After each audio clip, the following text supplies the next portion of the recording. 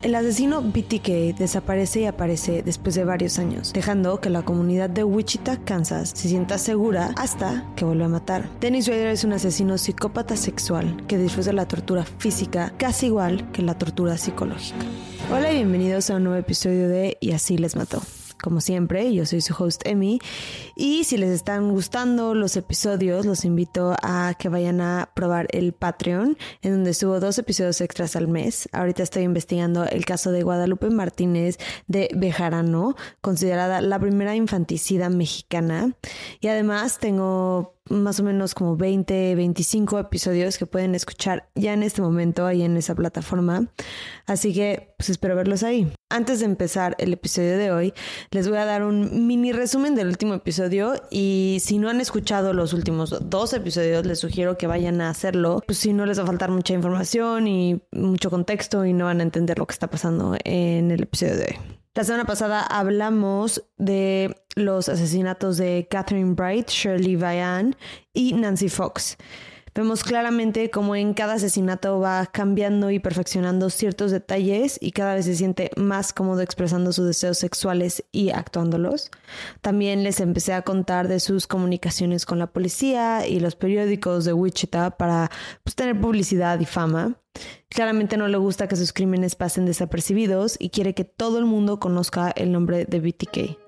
Y paralelo al miedo que está creando él hacia la comunidad como asesino serial, su vida pública como Dennis Rader es una vida mundana. Nadie sospecha de él y nadie lo va a hacer hasta muchos años después. Así que ahora sí, vamos a empezar.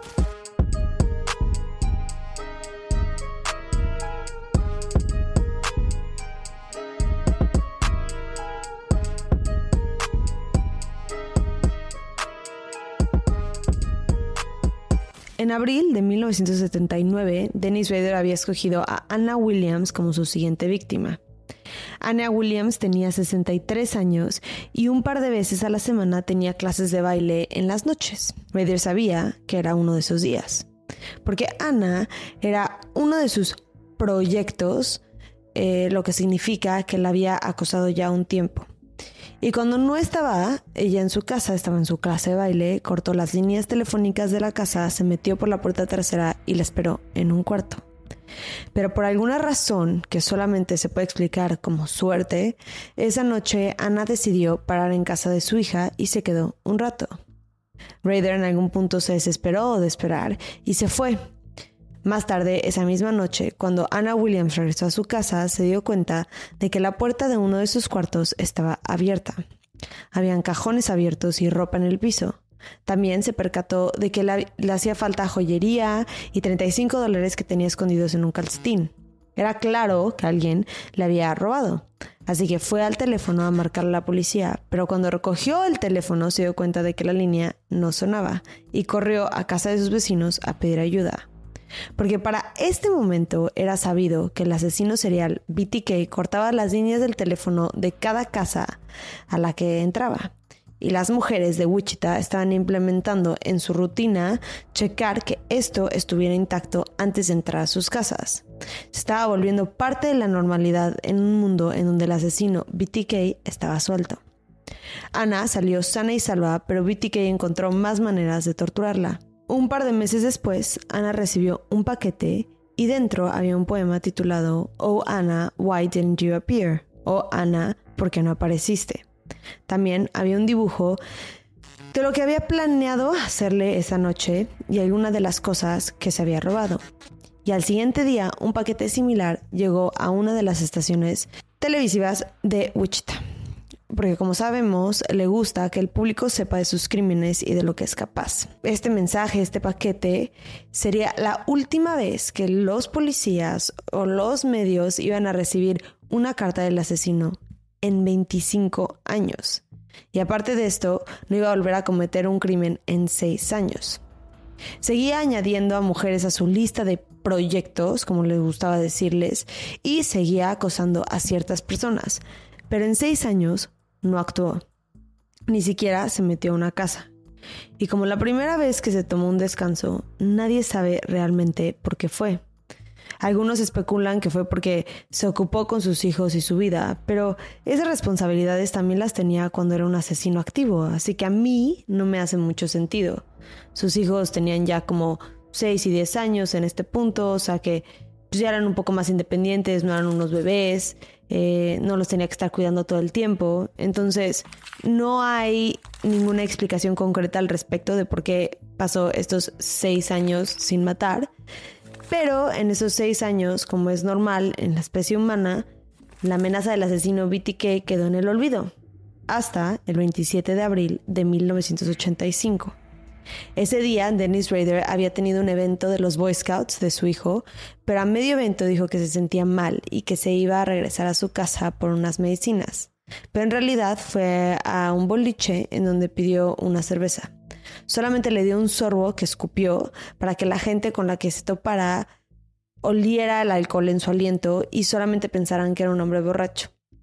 También se cambió de ropa y luego pidió un taxi para que lo llevara a su vecindario. Llevaba con él una bolsa de boliche que no tenía nada que ver con el deporte. En vez, estaba llena de cuerdas, cuchillos y pistolas, a lo que él le llamaba su kit para asesinar. Un poco antes de la cuadra de su casa, le pidió al taxista que lo dejara bajarse porque necesitaba aire, y caminó a su cuadra. Pero en vez de entrar a su casa, se fue a casa de una vecina llamada Maureen Hedge, una mujer viuda de 53 años. Un detalle que vale la pena mencionar es que Anna Williams y Maureen Hedge son mujeres más grandes. Al menos para estos últimos 2 ataques es interesante ver que está escogiendo a otro perfil de víctima y eso nos dice que pues, no discrimina tanto en su victimología, o sea, no está buscando mujeres tan específicas. Literal podría ser cualquier mujer de cualquier edad en cualquier vecindario. Entonces, obviamente también genera más miedo. Otra cosa de la que obviamente tenemos que hablar es que Maureen vivía en la misma cuadra y fue la primera víctima que realmente conocía. O sea, no eran amigos, pero literalmente la saludaba cuando salía a caminar con su esposa. Es un crimen que es más riesgoso porque tiene una conexión cercana a la víctima, porque si es que la víctima se escapa, fácilmente lo puede identificar. Entonces, ¿por qué se arriesgó? Puede que haya estado desesperado o que se haya obsesionado más con ella que con otro de sus proyectos hasta que decidió matarla. Cuando llegó a casa de su vecina, vio que el coche de Marina estaba en el garage. Él había planeado entrar cuando ella estuviera fuera, pero aún este cambio en su plan no fue suficiente para disuadirlo y entró con mucho cuidado por la puerta trasera de la casa. Buscó por toda la casa, pero no encontró a Marina y decidió esperarla escondido en uno de los cuartos. Poco tiempo después, Marina regresó a su hogar, pero no llegó sola. Venía acompañada de un hombre. Como hemos visto en otros de sus crímenes que les conté en el episodio pasado, esto normalmente lo que significa es que va a matar a las 2 personas, o por lo menos va a intentar matar a las 2 personas. Pero yo creo que como ya estaba tomando bastante riesgo atacando a una vecina, decidió permanecer escondido hasta que el hombre se fuera, solamente por si acaso. Me di cuenta de una coincidencia que si no hubiera pasado, yo creo que Marina estaría viva hoy, porque si se dieron cuenta antes de entrar a la casa no cortó la línea del teléfono. Yo creo que para no alertarla si es que ella estaba dentro. Pero por lo mismo, todo el tiempo que estuvo en su casa con ese hombre y sola antes de dormir, si intentaba usar el teléfono, se hubiera cortado la línea y intentaba usar el teléfono, se hubiera dado cuenta de que algo no estaba bien. Pero como esto no pasó, todo estaba normal. No había nada que le alertara a que algo estaba mal, que alguien había entrado, nada. Así que esa noche Marina se acostó en su cama y se durmió. Y no fue hasta la madrugada que Rader salió de su escondite y fue al cuarto de Marina. No quiso prender la luz del cuarto y en vez prendió la del baño. Inmediatamente Marina se despertó y empezó a gritar, pero con la misma velocidad Rader se subió a la cama y la estranguló con sus propias manos hasta matarla. Pero todavía faltaba la parte sexual en este caso. En específico con Marina decide probar algo nuevo y mucho más elaborado. Primero desnudó el cuerpo de Marina y movió su cuerpo a una cobija en donde la envolvió y la subió después a la cajuela del coche. Luego manejó hasta la iglesia en la que trabajaba, en la que era presidente, tenía la posición de presidente y por ende tenía las llaves, y metió el cuerpo a la iglesia, lo llevó al sótano y consigo llevó una cámara. Pasó un tiempo haciendo diferentes amarres en las muñecas, los tobillos, las piernas, y puso el cuerpo en diferentes posiciones y tomó fotos de cada posición, que luego iba a usar para masturbarse. Cuando acabó de tomar fotos, subió el cuerpo a la cajuela de nuevo y manejó hasta encontrar un hoyo al lado de la calle. Era como una calle de alta velocidad. Y cuando encontró un hoyo hacia al lado, ahí se paró, dejó el cuerpo y lo cubrió con ramas y plantas que habían ahí cerca y se fue. Hasta el momento, este ha sido el asesinato con más diferencias, en el que probó muchas cosas nuevas y el más cercano a su vida. Para empezar, es la primera vez que usa las manos. Siempre usaba cuerdas o bolsas para sofocar a sus víctimas. Esta vez la primera vez que usó sus manos. Obviamente mueve el cuerpo, eso nunca lo había hecho y nunca se había deshecho del cuerpo en alguna otra segunda ubicación. Siempre los había dejado en la casa. Y es la primera vez que toma fotos, que se está llevando recuerdos. Entonces sí es un cambio muy importante en la manera en la que estaba operando como asesino. Este asesinato, como todos por los cuales fue responsable, estuvo años abierto sin mucho movimiento ni avenidas que podía explorar la policía, y la familia tuvo que esperar mucho tiempo para que se le hiciera justicia. Y luego, el 16 de septiembre de 1986, Rader suma una víctima más. Su total hasta este punto era de 9 víctimas asesinadas. Esta vez decidió que su víctima iba a ser una mujer de 28 años, casada con 2 hijos pequeños, llamada Vicky Wegerle. Vicky estaba en la lista de proyectos de Rader y, como con casi todas sus víctimas, la había acosado y vigilado mucho tiempo antes de decidir tocar en su casa. Ahora, este crimen también es muy diferente a los pasados por muchas razones. Para empezar, esta vez no se metió a escondidas a la casa. Se hizo pasar por un señor que arreglaba teléfonos. Tocó en una casa antes de tocar en la casa de Vicky y desde afuera escuchó a alguien que estaba tocando el piano. Era Vicky. Cuando Vicky le abrió la puerta y escuchó la profesión del hombre, lo dejó pasar y lo llevó hasta el teléfono, en donde Rader pretendió hacer unas cosas con los cables, y en cuanto Vicky se distrajo y se volteó, sacó su pistola y le dijo que subiera al cuarto con él. En la recámara le dijo que tenía que amarrarla y por alguna razón no usó las cuerdas que él llevó a ese lugar. O sea, normalmente te digo, se llevaba su kit con sus cuerdas y todo lo que él necesitaba o quería usar en sus asesinatos. Pero esta vez agarró cosas que vi en el cuarto. No sé exactamente qué material usó, pero no funcionó muy bien porque Vicky se pudo zafar y empezaron a pelear. Vicky no fue una víctima fácil de matar. Rader tardó bastante tiempo en lograr dominarla, pero eventualmente con unas mallas la arcó hasta que el cuerpo de Vicky quedó inmóvil en el piso.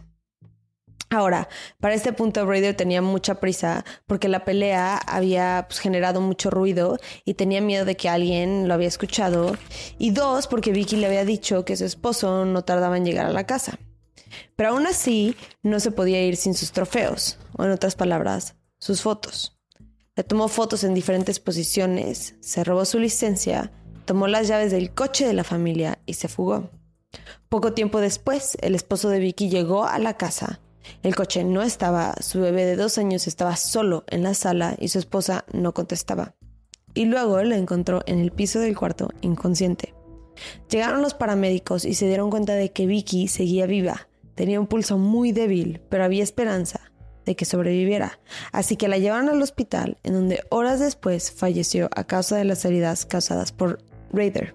Mientras todo esto estaba pasando, Rader había dejado el coche de la familia y había regresado a su casa, después de deshacerse de la ropa que había usado durante el asesinato.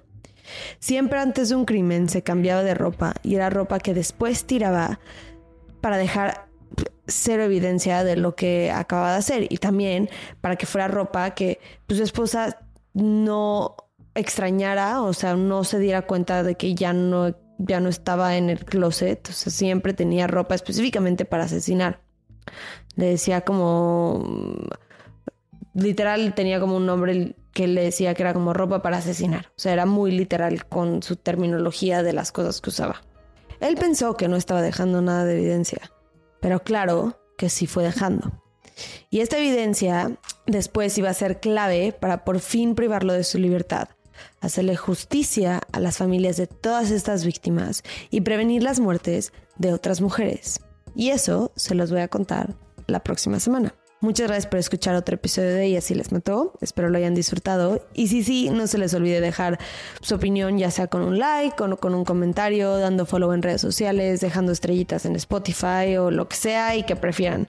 Muchas gracias y bye.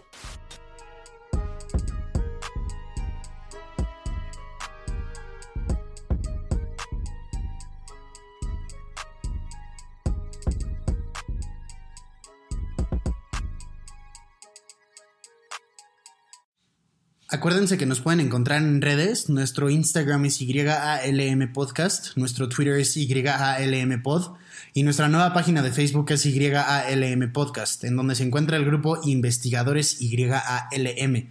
En este grupo vamos a estar teniendo discusiones respecto a los casos que vemos semana con semana, así que ahí lo pueden checar. Gracias, bye.